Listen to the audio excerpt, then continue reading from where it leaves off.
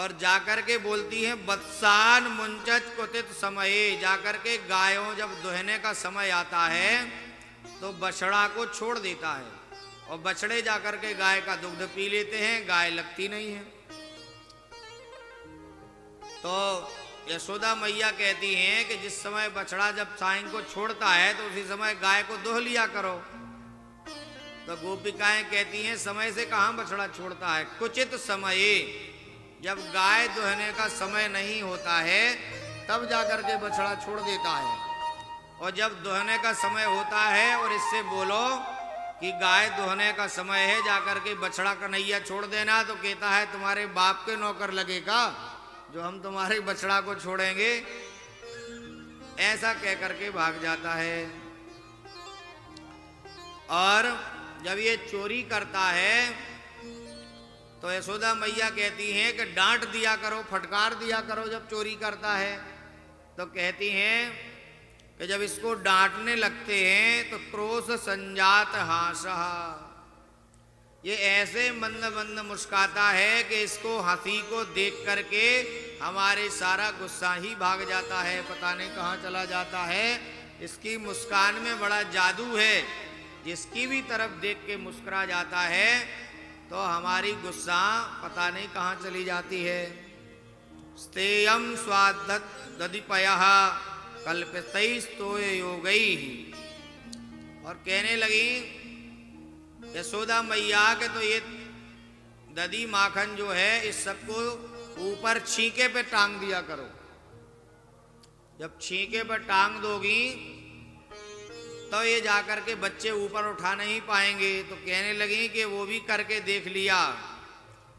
ये क्या करता है, एक चोर मंडल पूरा बना रखा है, एक के ऊपर एक लड़के को चढ़ा करके वो स्वयं सबसे ऊपर चढ़ जाता है और फिर जाकर के मटकी में से माखन निकाल निकाल के सबको खिलाता है, खुद भी खाता है। और जब पेट इसका भर जाता है माखन खाते खाते तो क्या करता है, ये मटकियों को ले जा करके बंदरों को खिलाने चालू कर देता है। पता नहीं एक ऐसी आवाज लगाता है कि अनेक प्रकार के बंदर जाके एक ही आवाज में आ जाएं। बंदरों से इसकी कौन से जन्म की दोस्ती है, एक ही आवाज में बंदर आ जाते हो। जब बंदर भी माखन खा खा के छक जाते हैं और बंदर का स्वभाव होता है कोई भी चीज उसको खाने दो, उसको खाता खाता उसी चीज को फेंकना चालू कर देगा।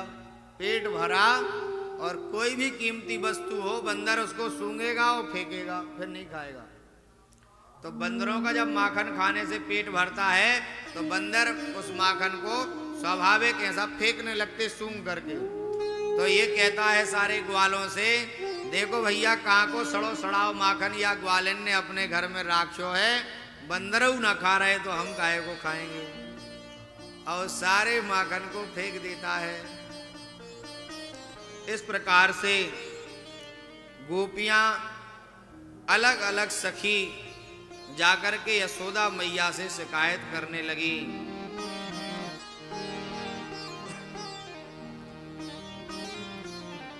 और एक कहती है तो एक दिन तो इसने भारी गजब कर दिया।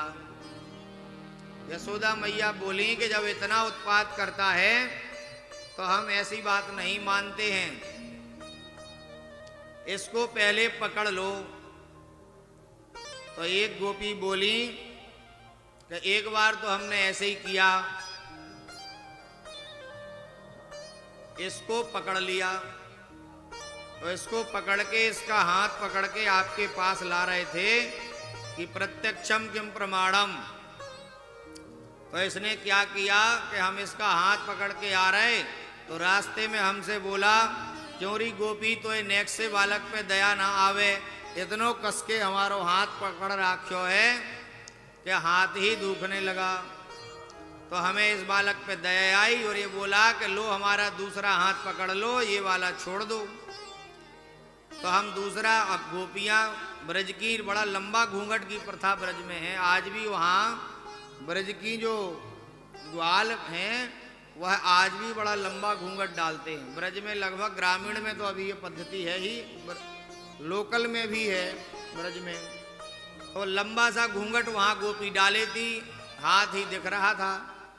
तो भगवान ने वहीं से, उसका देवर चला आ रहा था गोपी का, भगवान कृष्ण के ही समकक्ष उम्र का था। तो देवर ने मन से पूछा कि हमारी भाभी तुम्हें कहाँ ले जा रही है? तो भगवान ने मन ही हाथ के इशारे से बता दिया कि बढ़िया भोजन कराने, नौ तो कियो है घर पे, मोतीचूर के लड्डू खिलाएगी भाभी। देवर को बड़ा मन कर गया कि हम भी नौ तो करने के लिए चाहें। भगवान ने इशारे से उसको बुलाया और अपने हाथ बदलने के समय ही देवर का हाथ भाभी को पकड़ा दिया और खुद जाकर के दौड़ के यशोदा मैया के यहाँ सीधा सा मुंह बना के बैठ गए। जैसे ही गोपी शिकायत करने पहुंचती है कि लो मैया, तुम कहती हो प्रत्यक्ष हमारे लड़के को पकड़ो, ये लो तुम्हारा लड़का रंगे हाथ पकड़ के लाए हैं, देखो इसके मुंह में दही माखन भी लगा हुआ है, अभी अभी हमारे घर में चोरी कर रहा था और हम इसको प्रत्यक्ष पकड़ के लाए हैं। यशोदा मैया ने जैसे ही गोपी को देखा तो बोली, गोपी आज भांग खा रखी है का? देखो तो सही किसको पकड़े हो। तो वहां देखती है मुंह उघार के, तो अपने ही देवर का हाथ पकड़ रखा है और सामने देखा तो भगवान बैठे बंद बंद मुस्कुरा रहे हैं। देख के गोपी बड़ी खींच गई। यशोदा मैया है, तुम्हारा जो बालक है बहुत नटखट है, इसने हमारे देवर का हाथ हमें पकड़ा दिया, ऐसा ऐसा बीच में बोला। तो अनेक प्रकार की शिकायतें गोपी करती हैं। और एक बार तो एक गोपी के यहाँ भगवान चोरी करने के लिए पहुंचे और उस गोपी के यहाँ चोरी करने के लिए उसने सारे माट मटकी एक जगह रख दिए, कुछ भी चोरी करने के लिए मिला नहीं। तो गोपी बता रही कि एक दिन ये बड़ा बड़बड़ाने लगा कि देखो कैसे कंजूसों का, निठल्लों का घर है, जहाँ एक चपिया मक्खन भी ना है, ऐसों के यहाँ चोरी करने से क्या फायदा, इसके घर में तो कुछ है ही ना है। बोले बड़बड़ाता हुआ और हमारी एक कक्ष में पहुंचा जहां हमारी छोरी सो रही थी और छोरी को सोता हुआ देखा तो इसने क्या किया, उसकी चोटी को खाट की पाटी से बांध दिया और चोटी को बांध के उसके कान में जोर से चिल्ला दिया कि हौवा। और हमारी छोरी जैसे ही घबरा करके उठी, उसकी चोटी खाट की पाटी से बंधी थी, उसने सोचा हौवा ने पकड़ लिया, तो बड़े जोर से चिल्लाने लगी।